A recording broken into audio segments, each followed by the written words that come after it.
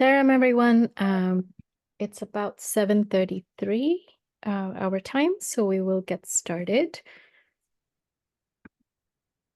We would like to take this time to sort of center ourselves and bring the divine in any name that we choose to adore to our session today. And we thank each and every one of you that has taken the time to be present with us today. There are a lot of new names, there are a lot of old names, so welcome to one and all of you. So today we're delving into a very fun topic, something that I think I've struggled all weekend long to do. So even putting this presentation together was a to-do at some point, and somewhere along the way it took a holy shift and went to ta-da moments. And our hope is just in a very simple manner, we're able to sort of take this concept, take a little deeper dive, and see what we come up with. This really requires a heavy participation from you, the audience, in order for this to work. So I hope that each and every one of you is fully present in the moment and at least give us your lend us your ears to be able to put this presentation together. I'm joined by many of our facilitators that have been just doing this for many months. Joined today by Anusha, Adwaita, Shivani, Sai Prasanna, and Chitra. And there will be a lot more of you that will just get involved as we go along. And of course, a warm welcome to also Dr. Suresh Govind, who's joining us from Malaysia today. So our topic is really taking simple things from the Bhagavad Gita and the Gita Vahini and making it work for us in practical terms. We'll delve into kind of what we're going to be doing today.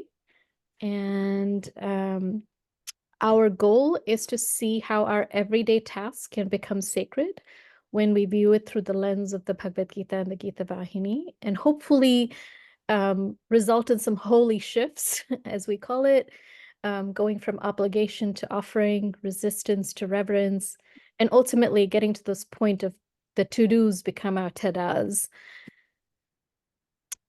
And what do we need from you? We need you to find a quiet and a comfortable space to reflect and participate, because this is fully an immersive experience that is going to require each and every one of you to be fully present. At some point, we're going to ask you to rename yourself on the Zoom window when we prompt you to do so. And this is a fun activity, and this will hopefully give you a sense of camaraderie around things that you think that you would bind over in a spiritual satsang like this online. We hope that you have either a Post-it or some sort of a digital sticky note or even a piece of paper or a pen handy, because this will be very crucial within the next 5 minutes of this presentation. So we'll give you about 30 seconds to scramble to go find this, or if you are already in close proximity, allow others that are on the call today to be able to do so. You will be eventually introduced to this tracker through your facilitators, and so hopefully you will make use of this over not only today's session, but also over the next 30 days, because there's a homework that follows. And as I said, this truly is more about you talking than us talking. We're just here as facilitators. So we are hoping that you yourself would be fully immersed in this experience. So for the sake of those of you that are joining us for the very first time, a very warm welcome. And those that have kind of walked this journey with us for the last 18 or so months have seen us go into various parts of the Gita. And we walked through each chapter very carefully, very intentionally, and very slowly. For those of you joining us today for the very first time, we're still in chapter 2. And part of the reason for going so slow comes at the heels of us taking another Vahini series of Swami Prema Vahini, which was only 67 pages, but took us nearly 5 years to get through. And I think the way we've gone about it is really taking each line and each verse and trying to make it work for us, and also put it practically speaking and seeing it come alive for us in our day-to-day existence.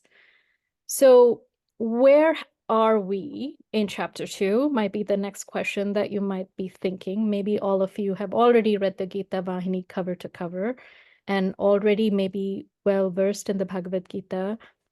But maybe we may just implore you to think about our cut of this a little bit differently, and hopefully the next few minutes will sort of get you in that zone. But before that, we should sort of think about the path we've taken, which is no different than what Arjuna probably took, although symbolic at that point in time, as he sat there, as he got into the battlefield with Krishna as his charioteer and went into this moment of despair. And that hence it's called this also is a form of a yoga, a process that he needed to go through to rid himself of all his dilemmas, all of his issues and concerns that he had with what his duty was and not what his duty was, etc. And this Arjuna's despair is something that each and every one of us struggles with at a microcosmic level in our day-to-day existence, in our day-to-day living. And it is important to sort of acknowledge the many emotional, physical, mental, and spiritual significance of that in each and every one of our lives. And that's kind of what we walked through in the first half of our series, where we delved into understanding what that despair was. And then Krishna shifts the consciousness from chapter 1 into 2, where he actually starts speaking. Because the first chapter is pretty much Arjuna, downloading his frustrations, his anger, his anxiety. And in the second chapter, once he's fully devoid of that and he's truly becomes a student, then Krishna starts to speak. And the universe becomes the university to take that same concept for us. When we kind of get rid of the ego that surrounds us, we're able to receive the guidance from all around us. And this was something that we kind of talked a lot about. And then we delved a little bit into the eternal aspect of Atma that was beautifully woven together by going into the various aspects of Atma, which is immovable, unshakable, eternal, and many other attributes, which sort of were very, very important for us to think about as we sort of walk through the life. And in all of these processes, we learned how by looking through the Atmic lens, we're able to flip the switch from what meets the eye to what is really what the soul is asking for. And in the last two chapters, in the last two episodes, our facilitators had taken us through the idea of thinking about the aspect of karma yoga and how do we make every and each one of our actions more inspired. And today's cut is one level deeper than that, is to sort of truly think about how can we make some of our mundane activities? Oftentimes, when we think of a battlefield, we think about the most important decisions in our life, maybe crossroads of, a career path or, a stage in life, etc. But this particular episode is really asking you to think about the small stuff, the little stuff, which probably have a large impact in our day-to-day existence. And so that's kind of what brings us to today's topic, which is looking at the mundane and trying to make something of a meaning out of that, and how we can do that through the words of the Gita. So we'll start with our to-dos. And as soon as we say the word to do, it often conjures up a lot of images in our heads, typically chores that we have to do on a day-to-day existence. Sometimes it could be things that we're sort of avoiding because we just don't want to get into it, or things that we just are trying to escape away from, and hence it remains in our to-do list. So whatever it is for you, we want you to take the next, you know, minute, and we'll put a counter, we'll put a clock in. We want you to connect within and think of, and this should be fairly easy, for you to think about what is that one to do that you tend to postpone or avoid. Something that you put aside for tomorrow, or a little few hours later, or maybe the day after, or the week after. Whatever it is, that to do that you have, we want you to write it down. And we specifically want you to write it down because that particular information is going to come in very handy in a few minutes from now. So we'll give you a few minutes to do that.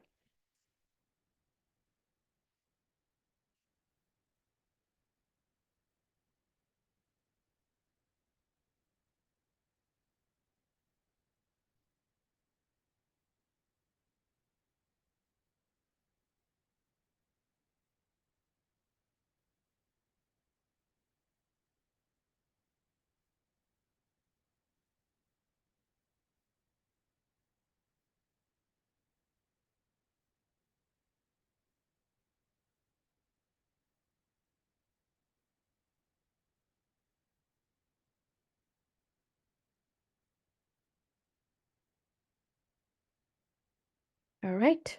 So we can perhaps move on. And if you haven't, if you're someone that just came in just this moment, the question again is, what is a to-do that you tend to postpone or avoid? All right. Now, the next part of it is, this is the hard one. We want you to actually now interface with the digital media that you're working with, and we ask you to rename yourself as the to-do that you just put down on the piece of paper. So we are going to stop sharing and ask each and every one of you to rename yourself as the person that, to rename yourselves. So can you just remove the spotlight from me?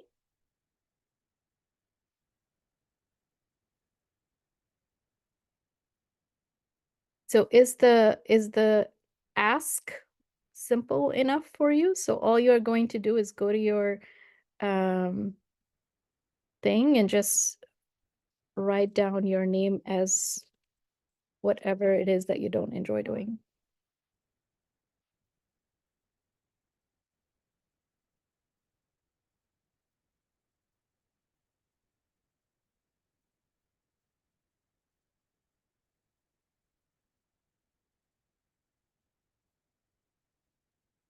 And if you want to just put, your issue and whatever, or your to-do and your name, I think it may be just easier for us to call out. Good call. Okay.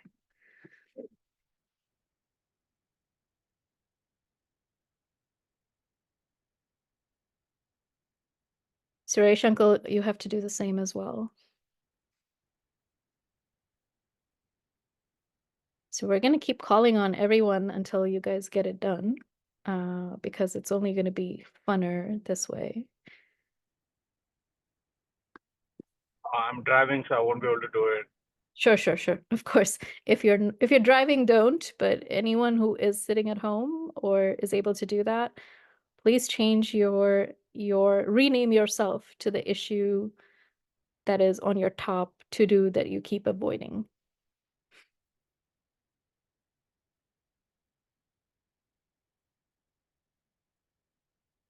So we're starting to see some fun things and a lot of, recurrent themes here. Some people don't enjoy vacuuming. Laundry was one of them. Declutter is one of them. Keeping the house neat and tidy. Handling finances. Lots of declutter here. Declutter again. Wake up early in the morning at 4 a.m. Could the rest of you that haven't yet changed your names, unless you're driving, switch your names around? Wake up early in the morning, finish online course, filing papers, basement laundry, exercise, yoga, final paper due at midnight, keeping the room neat and clean. So, Uncle, what do you think? Sairam, I really think it's really nice so that so many of us have got so many areas. But these are good things to really look at. So now we can work on them then. So how do we proceed? So hold on to those names. Don't rechange them because they will be handy, like we talked about. So are you guys able to still see my screen? Yeah? Okay. And now we want to ask you this question. Based on what you had put down as your response, we want you to ask this question and maybe jot down in either in the form, you can put that in your chat for us to just kind of shout out. How do you generally feel when you think about doing this particular task that you put down? For instance, when I think about how I feel, I just don't feel like I want to, it just doesn't, it gives me a lot of anxiety to want to do this. I can think of 1,000 reasons why I shouldn't do it, etc. And then the other question you want to ask is, why do you think you feel this way? So we want you initially to just write your visceral reaction to that particular task.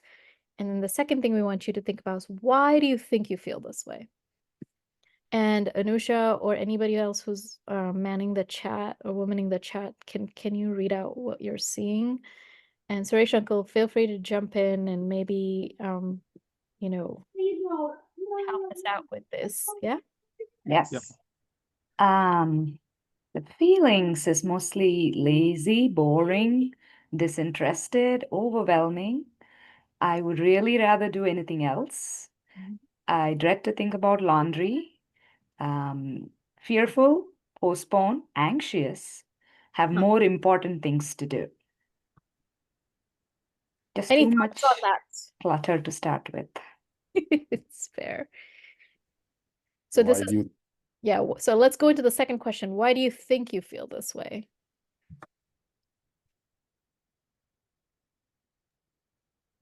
Guilty, sense of dread and anxiety. It feels difficult and so much to do.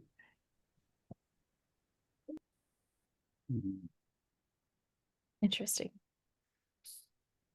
Not enough time. I don't like math. There is always so much to do. It's never ending. It's competing for time. I'd rather do other things. So is it always whenever you do this activity, you always feel the same way?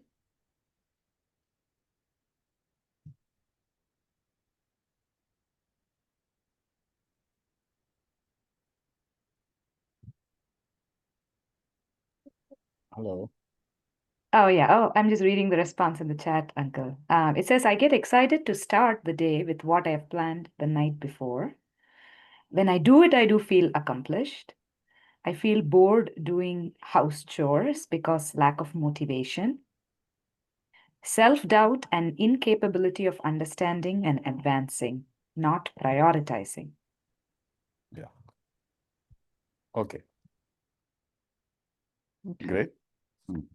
So these are all good responses, and we want you to hold on to these responses again, because this will be very important in the next segment that we're getting into. Now we want you to switch gears. So No, hold on. Gita, ask another one or two persons. oh, sure. Do you want to pick on someone that you're seeing, Uncle? I cannot see the chat window, unfortunately, from where I'm at. So somebody needs to be called out. I would suggest either Nusha or yourself to do that. Okay, so I can't see. Okay. You can open the chat, Uncle, and in the chat, you can, call out anybody that you think. Yeah. So what about Indra? You said declutter my room or complete the engine. I don't know which. Indra?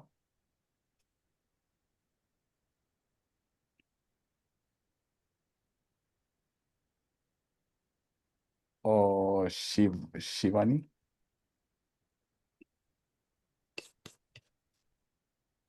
How about we pick Hello. on Oh, yeah, go ahead. Then go Yeah, ahead. you go ahead, Geeta. No, go ahead. Finish. Sairam uncle. Sarah. Yes.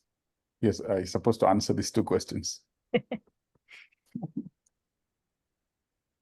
Shivani, you want to share your laundry challenge? Yeah, Yeah. sure.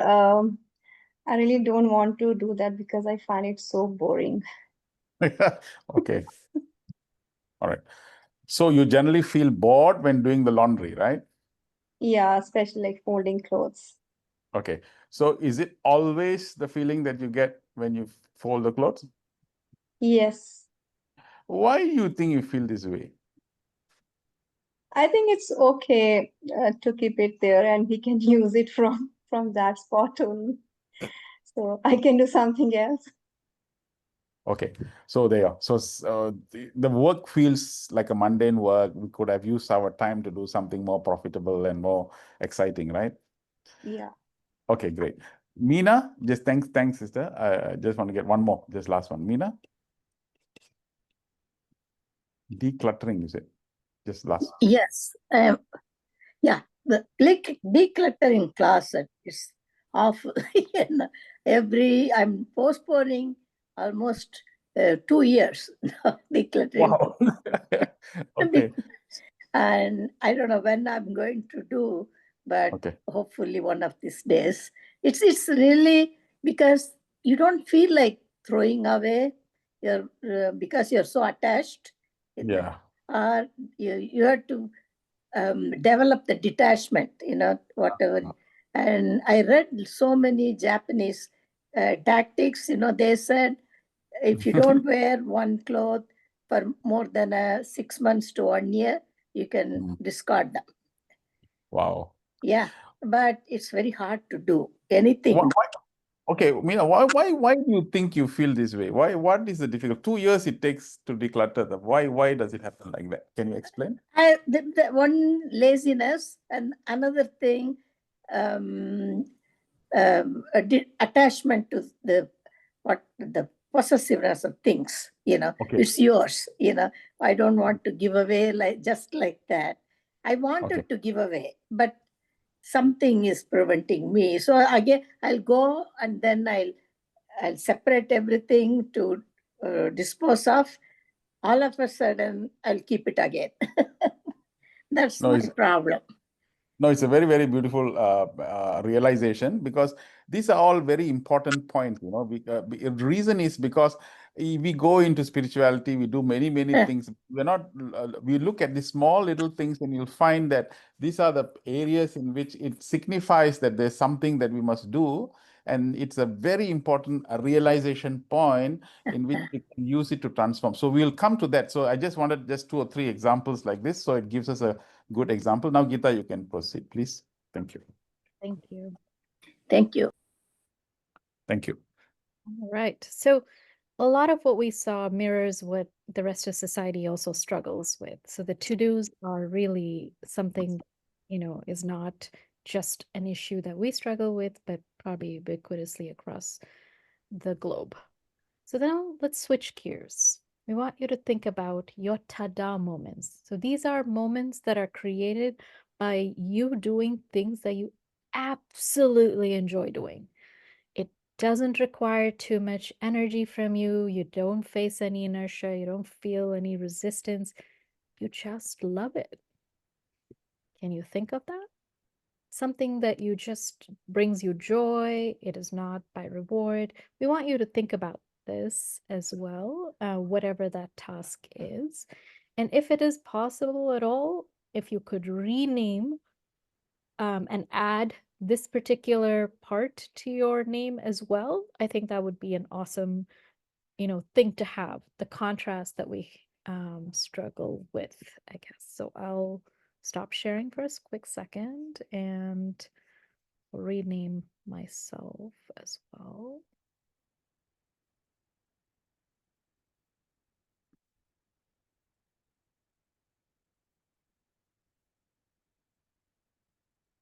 So can you stop highlighting me, and then we can see what people come up with?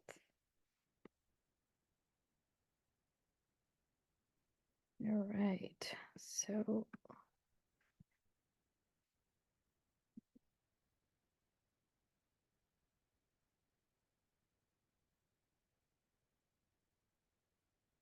right.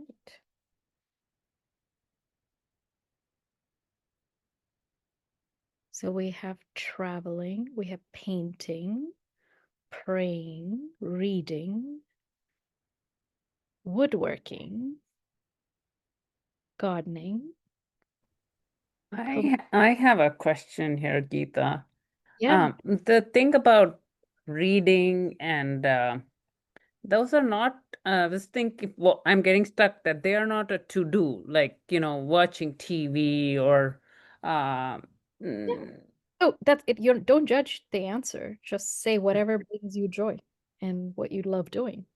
That's it. okay, got it. This is not no one's judging you on it. It's just Suresh uncle, you just have washed plates. You have nothing fun to do. Doing guitar session.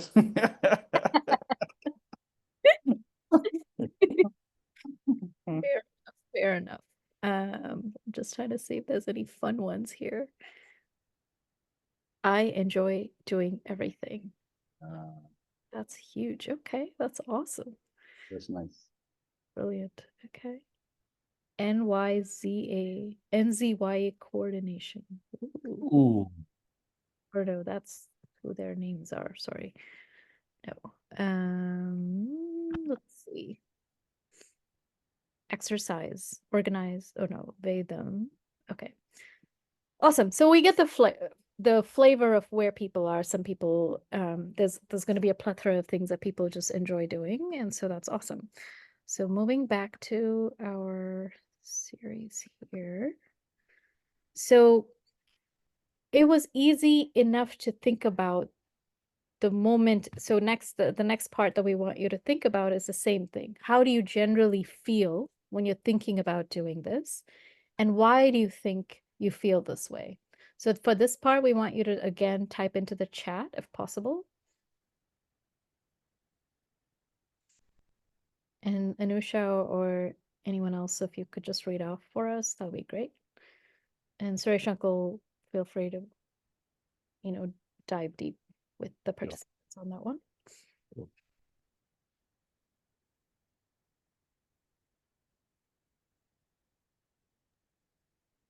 We have enthusiastic, fulfilling, extremely satisfying, contentment.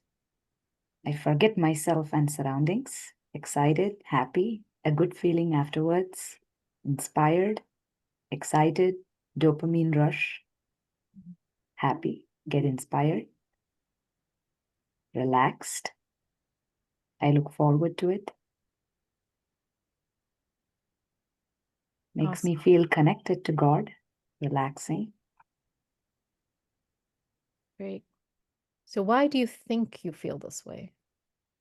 That's the second part, and maybe some of you have also answered this along with the how. You've also answered the why. But we were wondering if you could just take one step deeper and get into the why you think you feel this way.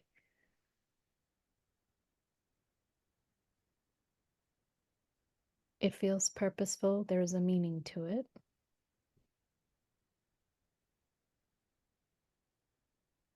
Gives the body a sense of well-being. Mind is fully engaged. Feel inspired and motivated. Suresh uncle? Okay. So now that we have identified this work, that is the work that you like to do and you feel inspired to do. So let's take back Meena's example. Meena, just sister, you talked about, so what is it that you like to do? Painting, is it? Sister? The question is for me? Yeah, for you. Yeah. I like when I wake, I awake from around 6:30, 6 to 6:30. No. And then I do my yoga. And No. Rita, that's okay. But what is it the activity that you love doing, you're excited to do? Or even Seva, for example, or anything that you do. What is it that you enjoy doing?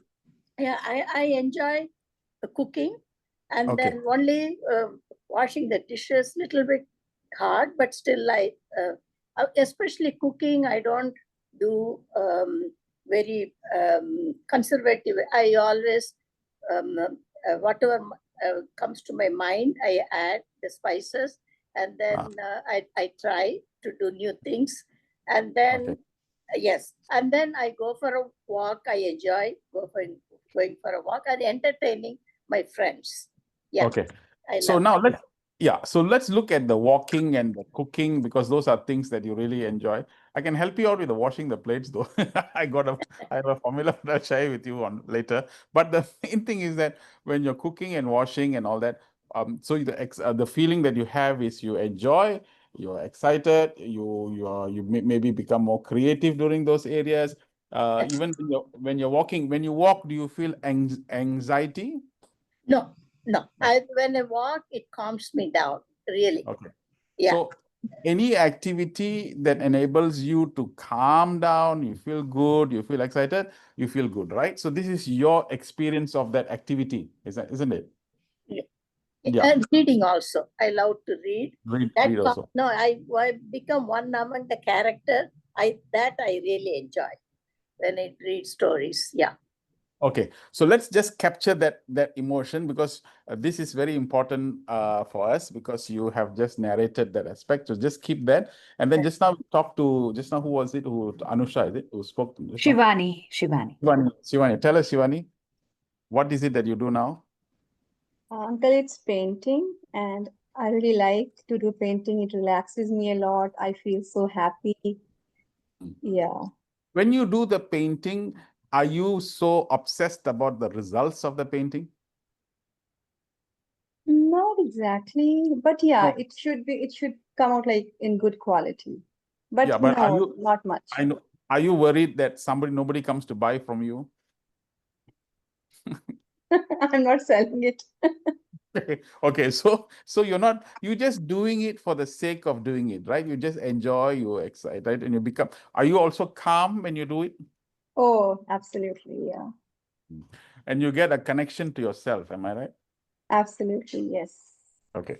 So do you look forward to the next painting session? Yes. Okay. So this is the two things, okay? Look, Mhm. we are driving at a very common thing that is coming out now from two activities. So the third person, who was it that I spoke to just now, Gita? I spoke to one more. The first person, forgot. No, just now I spoke to Meena, I spoke to Anusha, and Shivani. Yeah, I spoke to Shivani, then one more person I think we had. No. Oh, the only two? Only two. Okay, so okay. All right. So now, my dear friends, the same thing that you all are looking at now, you explain to us what activity you don't like doing. And there's a lot of associated emotions that are connected to the idea of not doing it. And most of the time, although the activity might differ, most of the time the emotions related to that activity is quite similar. Disheartened, not liking, it's stressful, I could have done something else with my time, what am I doing, is so routine, so mundane. Okay, those are the usual emotions. Now you go back to the point of doing some things that you like to do and you enjoy doing. Suddenly you find you moved away from all those negative emotions and you had a lot of calming experience. You like to do this. You're not too anxious about the results. You're not too bothered about it. You get connected to yourself. You see, the activity itself is connecting you to a different zone, one zone that enables you to experience all the challenges and the difficulties and everything else. Another activity that enables you to have a zone that allows you to be calm. So the question now is that I want to get into this zone. If I experience this happy zone, the joyous zone while doing the mundane activity, I got my answer. This is really what Swami is talking about. Don't do what you like what you do. You see, now everyone repeats this chant that we keep on repeating this word, and we actually can talk about it, we can preach about it, we can speak about it. But the point is the mechanism of doing that. I don't like doing mathematics. I hate mathematics. But how do you enjoy doing the mathematics? That is what the secret of a spiritual life is. So the spiritual part of life, living life, is that to enjoy everything that you do. And since you have to do it, not to treat everything as a chore, as a work, but something differently that you approach, then that is what is called a divine life. A divine life does not necessarily mean we must wear orange robe and chant and all those things. Those are all just external peripheral things that we need to do. But really a shift in this holy shift that that was spoken about is the shift in this zone B to zone A. I'm sorry, zone A to zone B. From the unpleasant zone to the pleasant zone, from the sad zone to the happy zone. How do we shift that mechanism is what this Gita is talking about. And this is what happened to Arjuna, where he fell down, he became too attached to things, he couldn't see things in context, he collapsed. And it was a chore, I have to work. He couldn't see, the burden of work was overwhelming him, and therefore he became dispirited. Krishna's job was to rehabilitate him in the 17 chapters and put his mind back again. And what he's doing is exactly this mechanism, giving him a higher picture, get a greater meaning, higher purpose. The guy holds the bow and fights the battle. And the same job of holding clothes or whatever it is becomes more exciting, more interesting, more. This is what is meant by divinizing the work or spiritualizing the work. Ooh, this is the breakthrough. Nice. This is awesome, Uncle. So you made my job rather easy, so we can just kind of whiz through the next few. So next two But slides, repeat. get to. No. Say this. Go through this. This is nice. No, we'll go through it, but with the, being mindful of the time as well. So so the goal around all of this is to sort of think about how can we make everything that we do be as inspiring or for us to be as present in it like we do with the things that we do enjoy. And who remembers this particular scene from Karate Kid? So this is a beautiful, analogy to what we're talking about. In this particular case, this young kid who goes on to become the karate master is wanting to learn how to, is learning karate. And he comes to this gentleman, Mr. Miyagi, who teaches him, who takes him on as a student. But he is very clear about one thing. You have to follow what I'm asking you to do and no questions asked as he starts off. And then and this kid at his age is very excited about wanting to get into it. And he's thinking that he ties the karate, belt around him. I mean, the attire around him. And at that point, Mr. Miyagi hands him a pair of scrubs and says, you are going to start by cleaning the cars, followed by the fence, followed by the floor, etc. And needless to say, 4 days of doing the scrub work, this kid begins to wonder, what the heck is he doing? And is there a point to all of this? He came here hoping that he would be taught karate and he would be able to handle what he came here to handle, which was to stand up against the bullies in school. And as you can see, as this clip progresses, he gets to a point where, without him realizing, all of those moments which seem mundane and seem like boring things to do had actually built up his muscles, not only at a physical level, but also at an emotional and a mental level, to the point that he was actually able to do some of the karate moves without him even realizing it.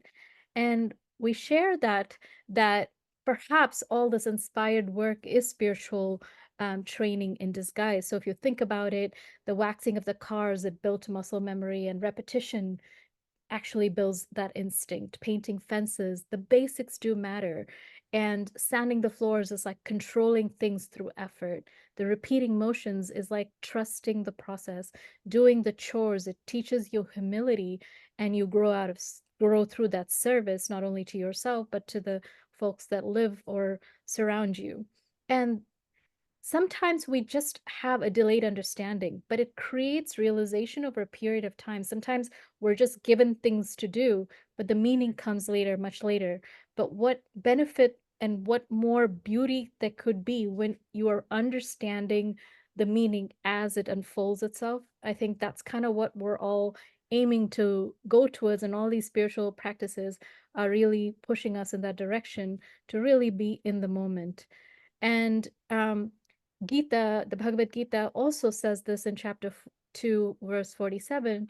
Your right is to action, not the fruit. Be unattached and do your work as worship, and let go of the fruits of the action. And Gita Vahini Swami also kind of continues to say the Lord prescribes and we act. And you realize that the inspired work is not really about what task it is, it's about our attitude towards that job.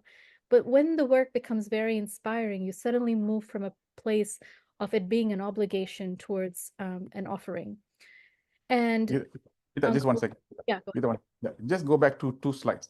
That table. I think this table is really a breakthrough table. I would like all of you to take a snapshot. Take your camera and snapshot this, because this is really the breakthrough. If you really want to talk about mechanisms on how to spiritualize, this is what it is. So whenever we do anything like waxing car, the spiritualists, the normal people who live in the material world will just do it as it is doing. So that's how it is so mundane.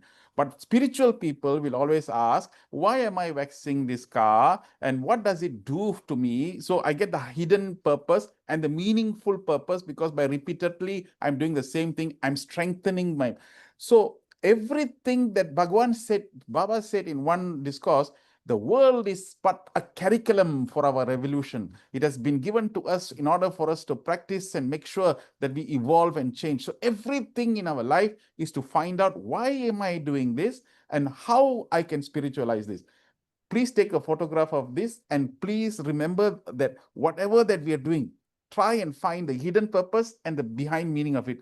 I'm saying to you, from this moment onwards, life will be changed completely and totally.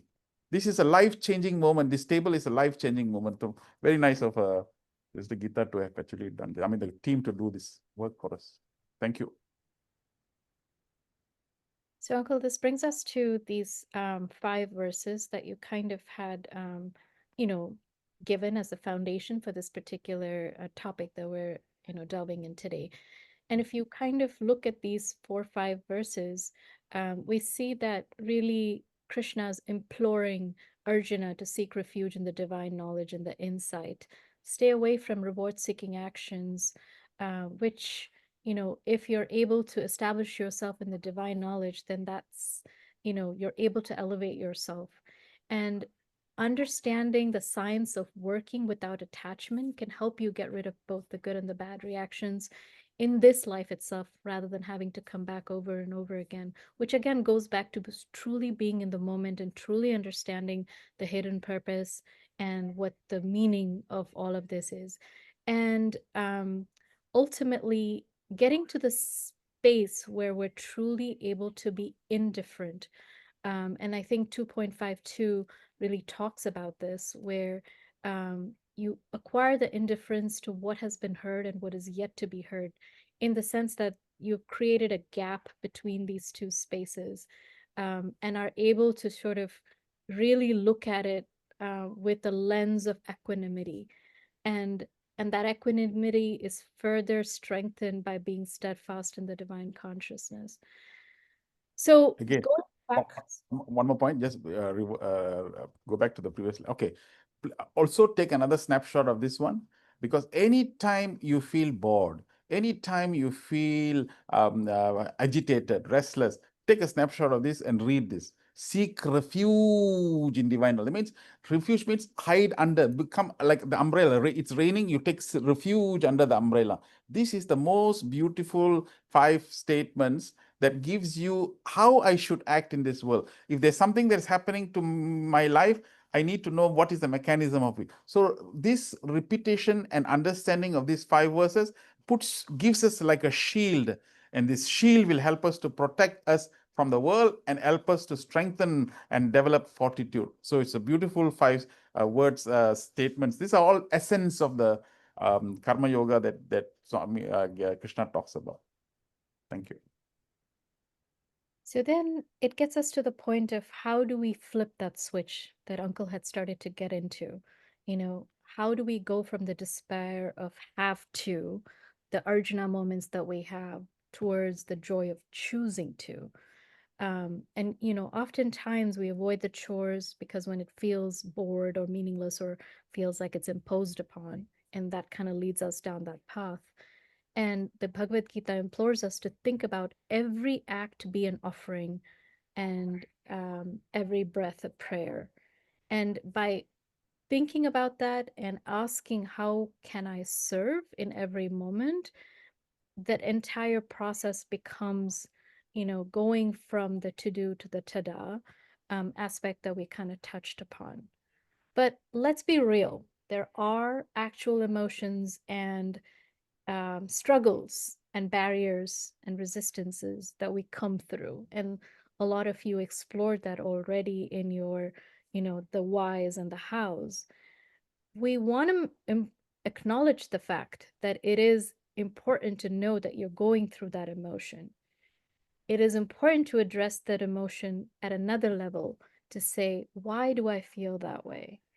And then when you're able to create a mindful gap between that acknowledgement, the addressing, and recognizing that you need to now, take a leap, you are now able to flip the switch from that higher perspective and ultimately let go. And this is kind of a process, a 5-step approach that we can really talk about as you go through your tracker exercise shortly. And if you No, think about, sorry. just one second. This is good. So this is also a very important point. This acknowledging this emotion is a very important. So that means I feel bored. Okay, so bored is where I must acknowledge that emotion. That means I am bored. So if normal people, what they do, they respond to boredom and now this is bored, bored, bored. So I change the activity. But boredom is for us to understand why we feel bored. The question of why is only asked by spiritualists.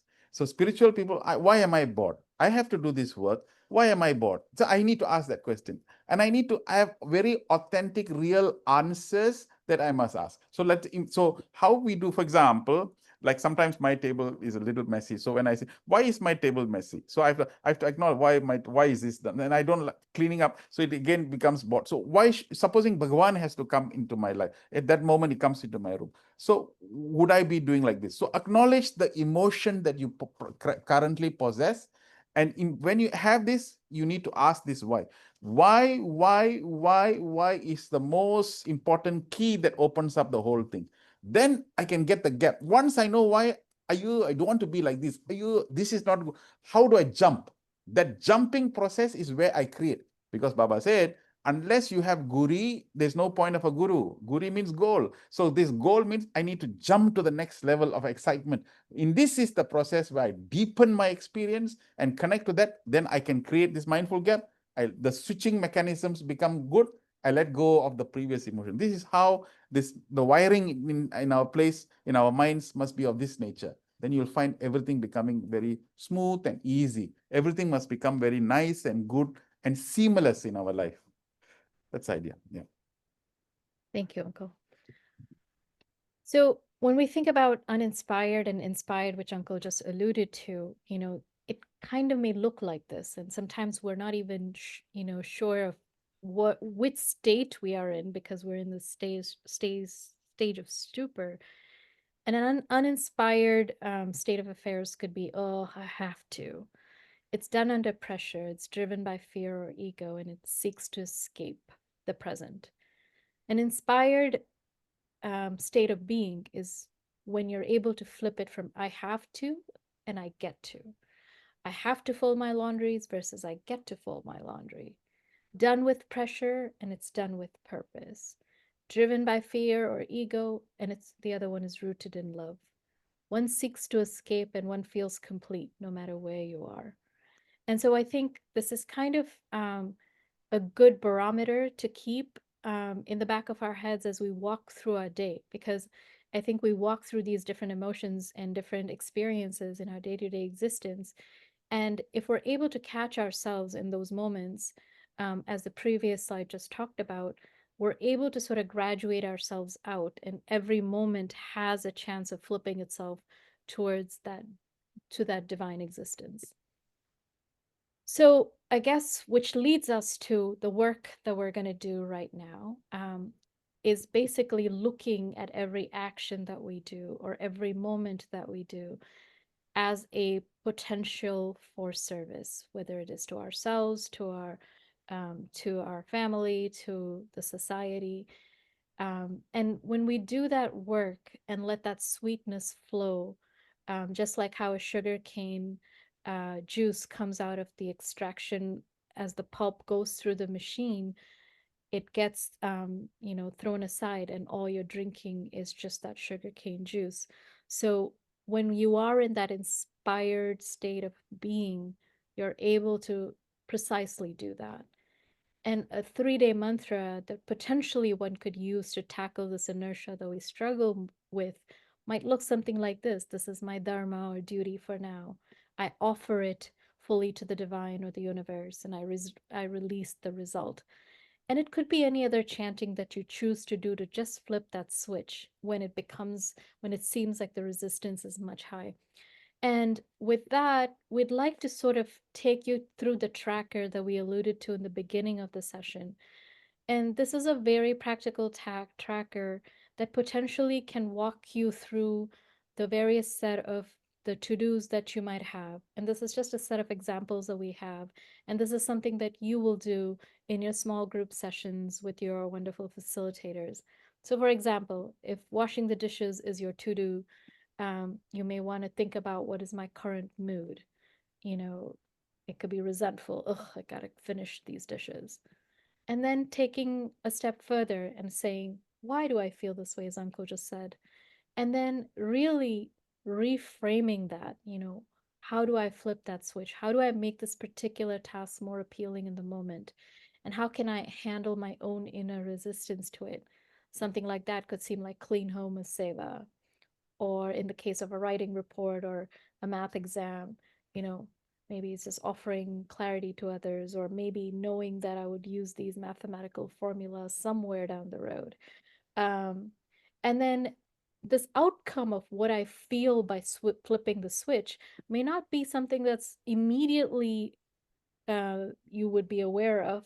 Maybe it comes with practice, because at some point the things that were bothering you, you begin to laugh about it. I think that's how I think that you've progressed along the way. So with that said, we'll turn you over to your facilitators. Anusha, take it away, and we'll see you back in about 20 minutes for a wrap up. But please don't leave, because the breakout is an important aspect of it, and we'll come back again, and Uncle has a few more sharings to happen after that. But what we want to do now is just basically have, if you have the facilitators have anyone that is willing to share about their experiences that they were able to transform into an offering. I'd like to hear from one or two. And then, or if your team came up with a mantra, I know our team didn't get around to it, feel free to share that as well.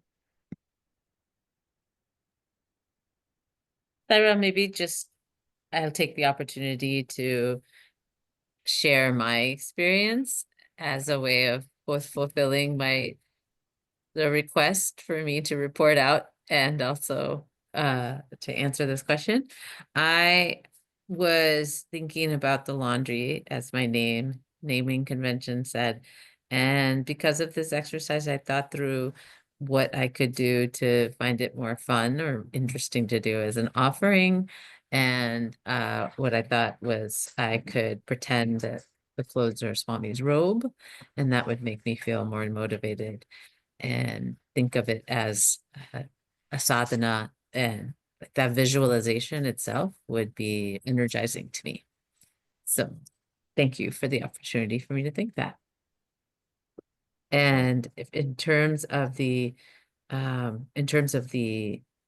mantra, I thought of it as, Swami, this is yours. Just to repeat that. Saira. Nice.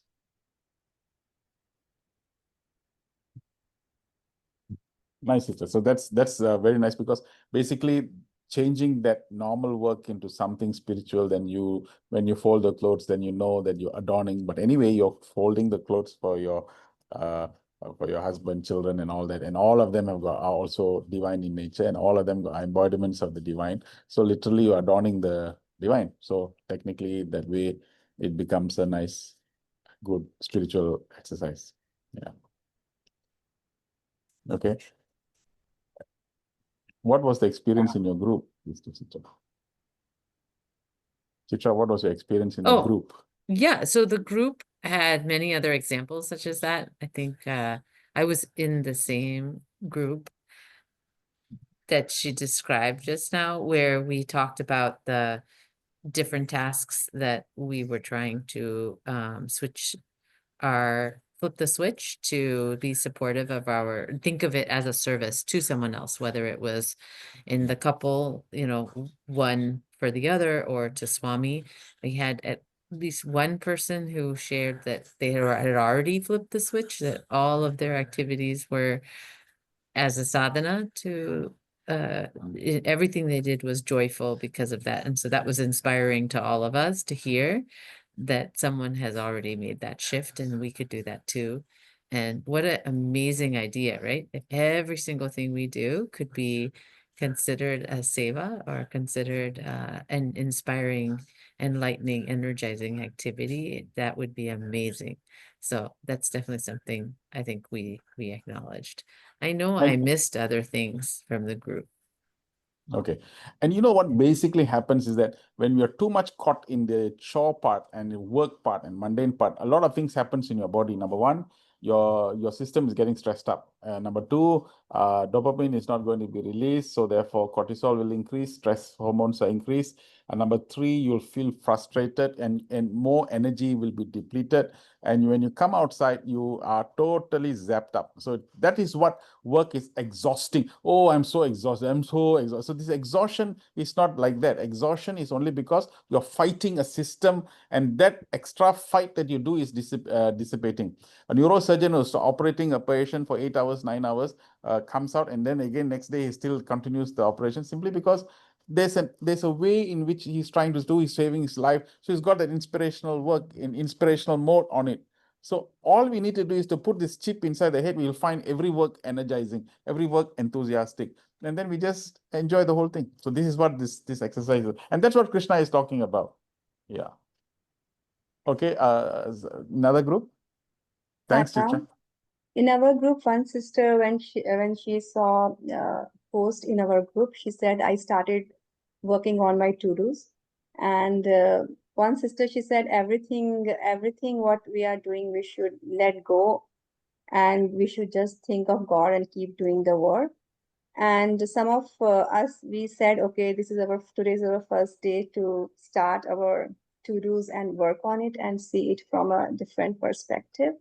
And one sister told that in Hindi, for the mantra, she said, we say, jab tak karenge nahi, tab tak chhodenge nahi. So that means until we start something, we will not leave that thing until it's done. And another sister, she said, the mantra should be involve God in everything. Nice. In our group, we had several really great examples, actually. But I think Sister Shiva wanted to share today.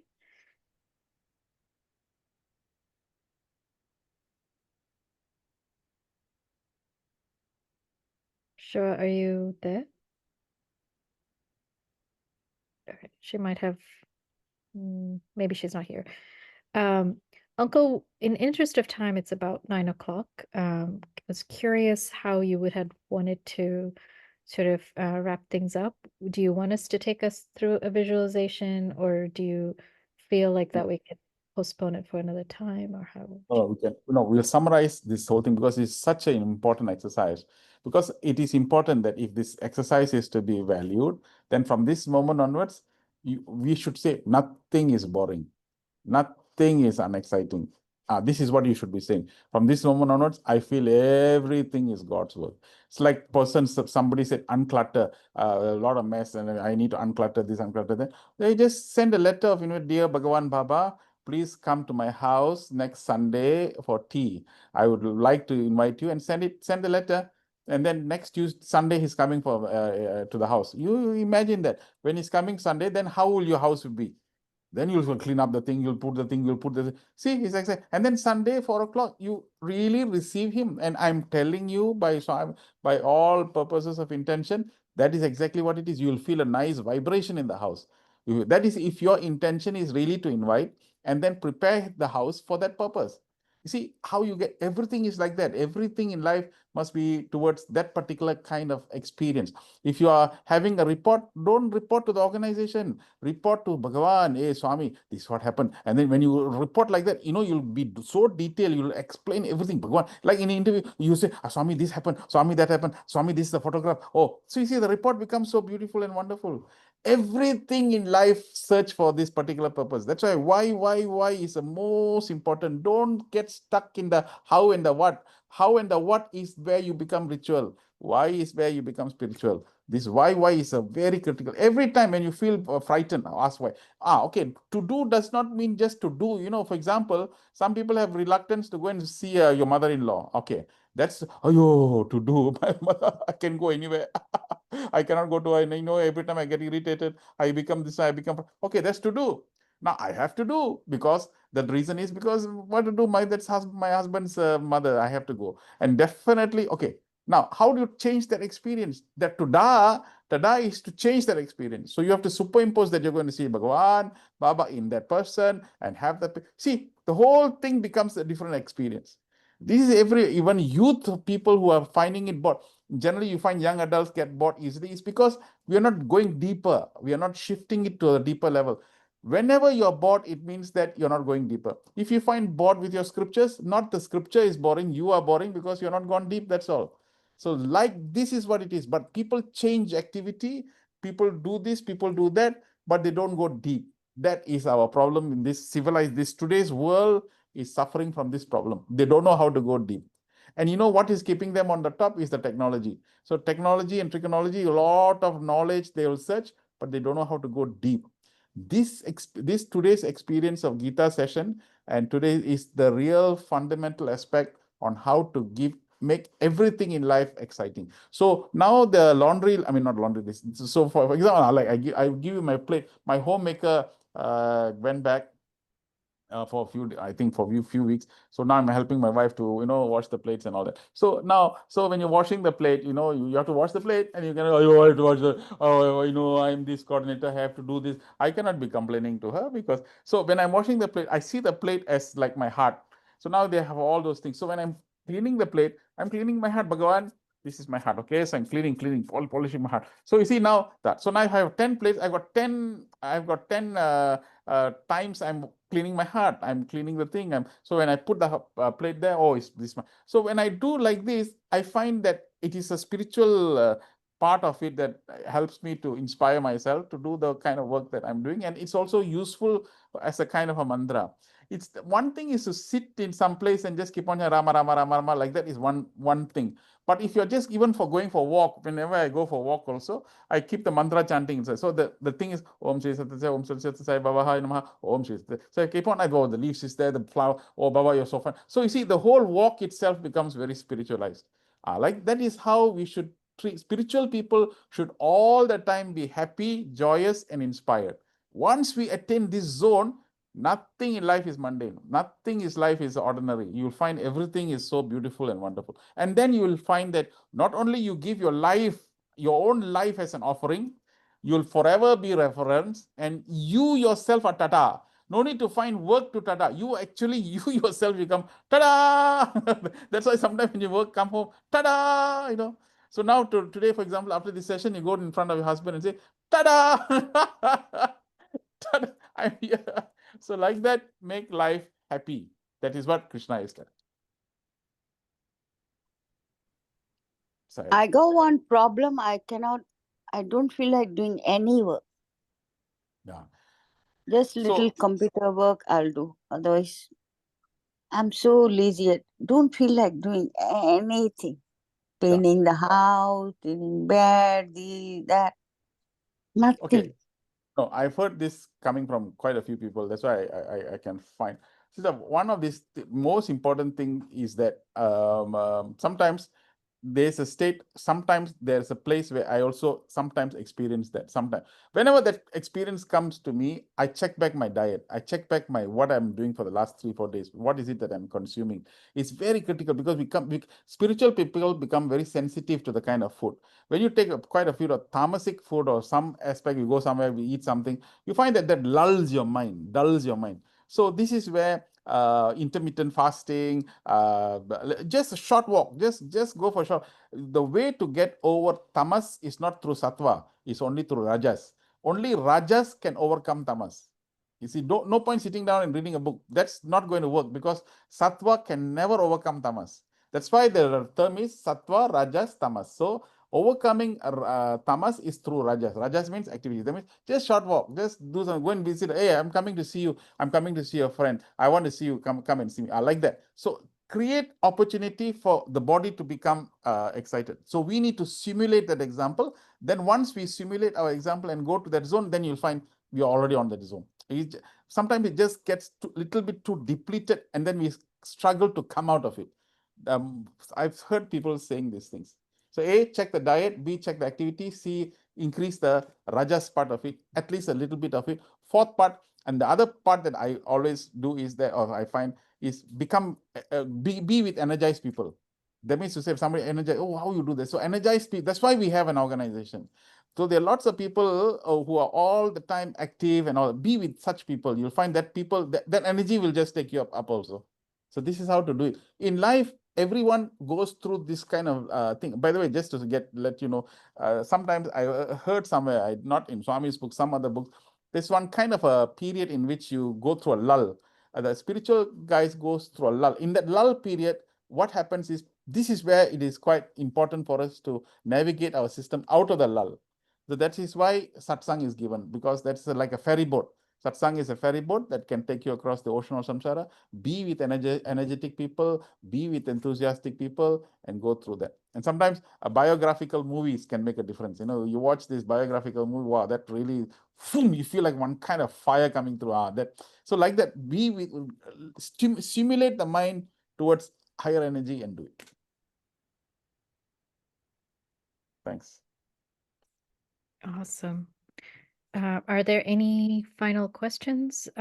If not, we thank you all from the bottom of our hearts for you to stay on today with us. It was fun. It was thought-provoking, definitely practical. We hope that you'll take the tracker, which has been shared in the chat, and we'll also share it in the WhatsApp group for you to use. Our goal and the way it's been structured is that you can track it for a period of 30 days and you can, tweak it around if needed. And hopefully come back in a month where we can sort of walk through and see, especially the last column, how do you feel now that you've kind of walked through the first 3 aspects of it at a superficial level. Once you flip the switch, how does that experience feel like is kind of where we would want to focus on. So please, and we'll keep prompting you through the month to continue on this journey. It's been an absolute pleasure and honor to do this today. Thank you, Suresh Uncle. Thank you to all the facilitators and to all the participants and to Swami for guiding us through this wonderful experience. So we'll see you next, the first Sunday in July. Until then, Sai Ram. Sai Ram.